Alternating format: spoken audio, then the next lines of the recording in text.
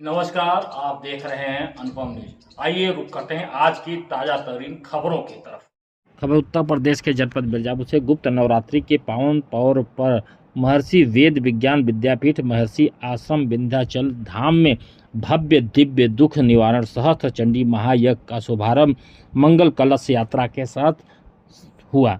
जगत जननी मां विंध्यवासिनी का आशीर्वाद लेकर निकली कलश यात्रा जय गुरुदेव, जय महर्षि, जय मां विंध्यवासिनी के जय घोषों के साथ आश्रम परिसर से गंगा तट तक की गई। यह दिव्य यज्ञ परम पूज्य महर्षि के तपोनिष्ठ शिष्य वेद विद्या मार्तंड ब्रह्मचारी गिरीश की पावन सानिध्यता में संपन्न हो रहा है।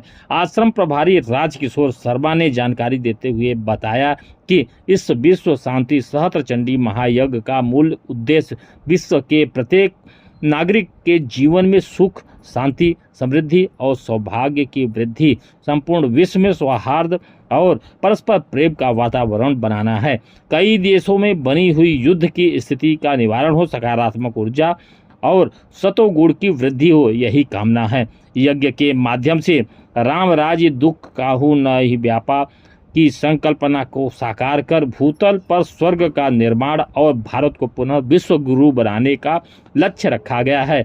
यज्ञ के यज्ञाचार्य पंडित महेश देव पांडे, माधवाचार्य एवं मुख्य आचार्य दिनेश पांडे के नेतृत्व में सह आचार्य योगेश मिश्रा, मधुराज तिवारी, आलोक शुक्ला, उत्कर्ष दीक्षित, अनुराग दुबे, राम शंकर चतुर्वेदी, ऋषिकेश दुबे, बादल पांडे आदि विद्वान आचार्य शास्त्रोक्त वैदिक विधि विधान से यज्ञ संपन्न करा रहे हैं। उक्त अवसर पर मुख्य अतिथि के रूप में त्रियोगी नारायण मिश्र, मिट्ठू भैया और आज के यजमान के रूप में अनिरुद्ध सिंह सपत्नीक छतरपुर मध्य प्रदेश से विशेष रूप से उपस्थित है। प्रथम दिवस प्रातः बेला पर शोभा यात्रा एवं कलश यात्रा के साथ गंगा जी के पावन तट पर 251 विप्र, कोलिक, बटुक, वेदपाठी, ब्रह्मचारियों एवं आचार्यों ने हर्षोल्लास के साथ यज्ञ का शुभारंभ किया। प्रायश्चित कर्म, 10 विधि स्नान, स्थल मातृका, जीव मातृका, जल मातृका सहित नववर्धनी कलशों के पूजन के पश्चात समस्त देवी देवताओं का पूजन कर मां विंध्यवासिनी की परिक्रमा की गई और यह मंडप में प्रवेश किया गया। यह महायज्ञ 15 जुलाई से 23 जुलाई 2026 तक लगातार चलेगा। पूजन पाठ का समय प्रातः 8:30 बजे से 12 बजे तक एवं यज्ञ हवन का समय दोपहर 3 बजे से शाम 6 बजे तक निर्धारित हुआ है। मानता है कि ऐसे महायज्ञ मंडप के दर्शन मात्र से पितरों को मोक्ष मिलता है और परिक्रमा से कई जन्मों के पाप भी नष्ट होते हैं। आइए सुनते हैं कि इस सहस्त्र चंडी महायज्ञ के बारे में आश्रम प्रभारी राजकिशोर शर्मा और पंडित महेश देव पांडे माधवाचार्य का क्या कहना है। परम पूज्य महर्षि महेश योगी जी का उद्देश्य था कि इस धरा पर भूतल पर स्वर्ग का निर्माण हो, स्वर्ग जैसा सृजन हो, जीवन यापन हो। महर्षि जी का उद्देश्य उनके परम तपोनिष्ठ शिष्य ब्रह्मवेत्ता ब्रह्मचारी गिरीश जी इसको बहुत तेजी से आगे बढ़ा रहे हैं। पूर्ण रूप से समर्पित होकर लगे हुए हैं कि जनमानस का कल्याण हो, सभी सुखी हों, कोई भी दुखी न हो और सभी निरोग रहें, सभी के जीवन में आनंदपूर्ण जीवन हो। और विशेष रूप से जो ऋषि मुनियों की धरोहर है, संस्कृति है, सनातन संस्कृति है, हिंदू धर्म है, उसमें लोग अनवरत यज्ञ कर्मादि करते रहें, अनुष्ठान करते रहें, पूजा पाठ करते रहें, जिससे जीव मात्र का नहीं, जितने भी प्राणी हैं इस धरा पर सभी का कल्याण हो और समय से आकाश वृष्टि हो, भूस्खलन वगैरह होते हैं और किसी भी प्रकार की आपदाएं आती हैं, महामारी जैसे रोग आते हैं, परस्पर युद्ध हो रहे हैं, उनको मंत्रों के द्वारा शांत करें। सभी आपस में मिलजुल कर रहें, सभी योग्य हों, ज्ञानवान हों, गुणवान हों, सबके जीवन में अपार सुख शांति हो, किसी प्रकार के जीवन में दुख न हो। इस उद्देश्य का, इस चंडी महायज्ञ का मूल उद्देश्य है। आज की यात्रा भी आपने निकाली है इसका।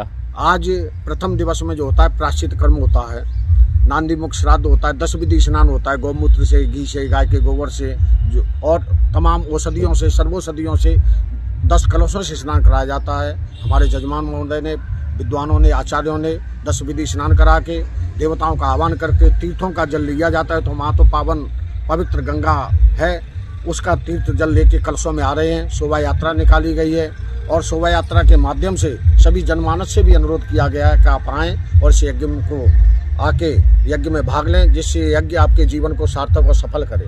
ये यज्ञ कितने दिनों तक चलेगा? ये यज्ञ गुप्त नवरात्रों में 9 दिन तक चलेगा। आज से प्रारंभ होके आषाढ़ शुक्ल प्रतिपदा से लेकर 9वीं तक, तदनुसार 15 जुलाई से 23 जुलाई तक चलेगा। यजमान किस तरह के व्यक्ति को बनाया जाता है? जो धर्मपरायण हो, धर्मानुलंबी हो, धर्म प्रेमी हो, धर्म को मानने वाला हो, जिसकी भगवान के प्रति आस्था श्रद्धा हो, वह जजमान बन सकता है। सभी आके यहाँ जजमान बन सकते हैं। आज के मुख्य जजमान कौन है? आज के मुख्य जजमान छतरपुर से आए हुए हैं, मध्य प्रदेश से, और अनिरुद्ध सिंह जी हैं, उनका सब परिवार है, वो आए हुए हैं, हमारे समक्ष हैं, उपस्थित हैं। जी, पंडित महेश देव पांडे, माधवाचार्य। ये यज्ञ का क्या प्रतिफल प्राप्त होगा?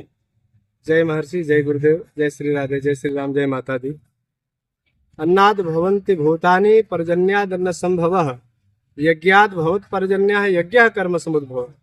या ये कहा जाए, यज्ञार्थ कर्मणोन्यत्र लोकोयम कर्म बंधन। यज्ञ कर्म के अलावा जितने भी कर्म है, कहीं न कहीं से बंधन के कारण बन जाया करते हैं। बंधन से यदि मुक्त होना हो तो वह यज्ञ साधन है, जिससे चारों पुरुषार्थों की प्राप्ति होती है। धर्म, अर्थ, काम और मोक्ष। भगवान की भी प्राप्ति यज्ञ के माध्यम से कहा गया है। इस संसार में हमें बहुत सी वस्तुओं की आवश्यकता पड़ती है, वह यज्ञ से सुलभ है। कहा गया है कि जपताम जुहुताम चैव बिनिपातो न विद्यते। जिन हाथों से हवन हो जाए, जिनके द्वारा जप हो जाए, जिनके द्वारा पाठ हो जाए, उनका पतन नहीं होता। और इसी कलयुग में माँ भगवती कह रही है, यावत भूमंडलम धत्ते सशैल वन कारणम तावत तिष्ठत मेदिन्याम संतति पुत्र पौत्र की। इस धरातल पे ऐसी कोई वस्तु नहीं जिसे हम न दे दें। हमारे बन करके जो भक्त हमारी यजन करेंगे, पूजा करेंगे, उनकी सारी मनोकामनाओं को मैं पूर्ण करूंगी। यम यम चिंतयते कामम संतम प्राप्नोत निश्चितम। यह माँ भगवती के उद्घोष है, तम तम प्राप्नोत निश्चितम। इसलिए सभी कामनाओं को पूर्ण करने वाली माँ विंध्यवासिनी है, माँ जगदम्बा है, माँ पराम्बा दुर्गा मैया है। उनका सहस्त्र चंडी यज्ञ हो रहा है समस्त अभीष्ट वस्तुओं को देने के। जय श्री राम।